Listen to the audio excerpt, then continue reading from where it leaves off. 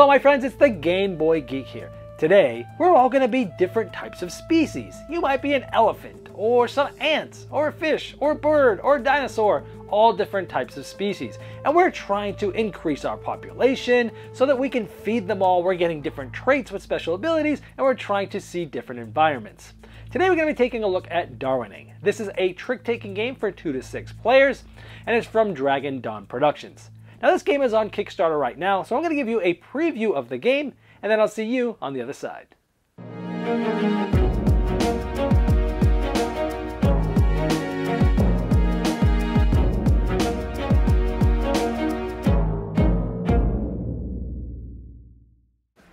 The object of the game is to be the species with the most points at the end of the game. You'll be gathering points by moving up the food chain track, by your population, any additional environments you may get, and any traits you may get. The game is played over 4 eras, or rounds. In each of those eras, players will be playing those 10 cards that they're dealt until the first person runs out. And at the end of each era, you go through a survival phase which will adjust your score based upon different things like population, food, environments, traits, and the food chain track interactions. When leading a trick, that player will play 1 or more cards. Then going clockwise, each player can either play a stronger combination or a single card. Once everyone's had a chance to play, the one with the strongest combination has won the trick. For reference, I've placed these card combinations in order of strength from top to bottom, meaning the top is the weakest, down to bottom is the strongest. Now the winner of the trick can improve their species immediately. And when improving your species, you could add population, which will help you get more points at the end of the game. Or you could add to the food chain track and move yourself up the track. You could use it to find a new environment and possibly get you 2 food at the end of the round, helping you get more points in the end.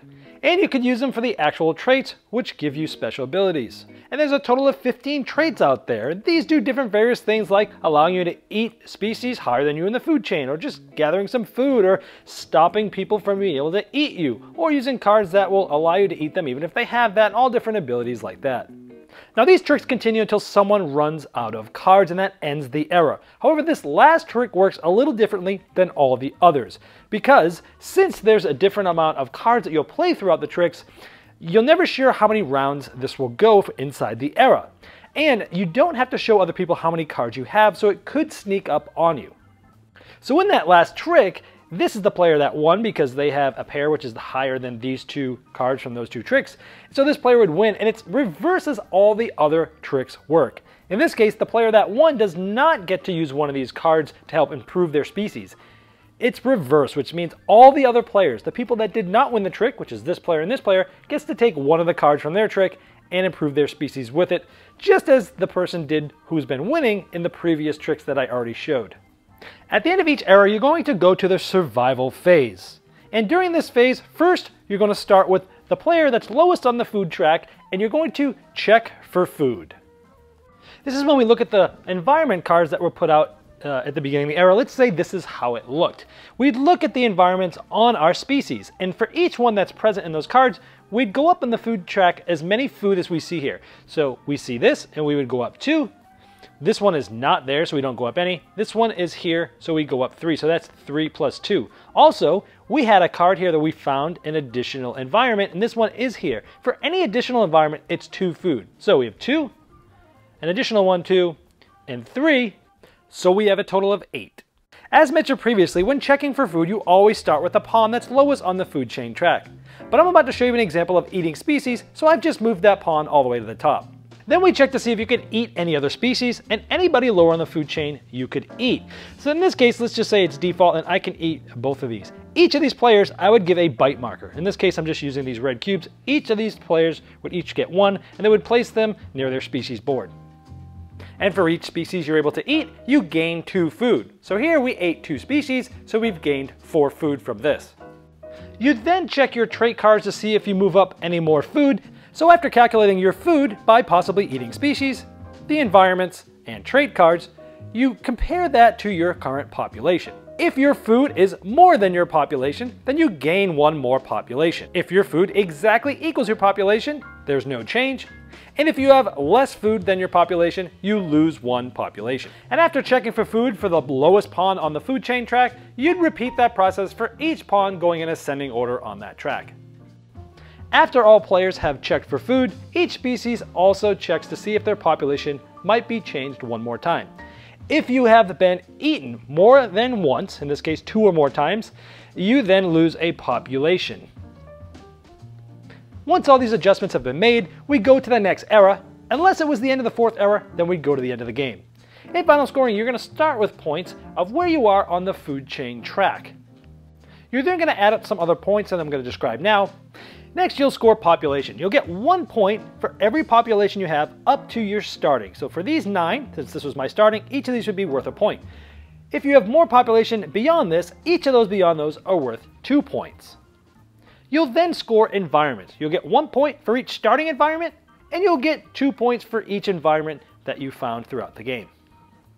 And lastly, you're going to score the traits. Now at the beginning of the game, your starting traits have no numbers up here, and that's because they'll score no points. Even if you have traits in these slots at the end of the game, they're always worth 0 points. All these traits down here, if they're on numbers 1 through 9, you'll get 1 point for them. If you're between 10 and 15 on the number, there'll be 3 points. The one who has the most points now is the winner. If it's tied, the one who has the most population wins. If it's still tied, the winner that's highest on the food chain track wins.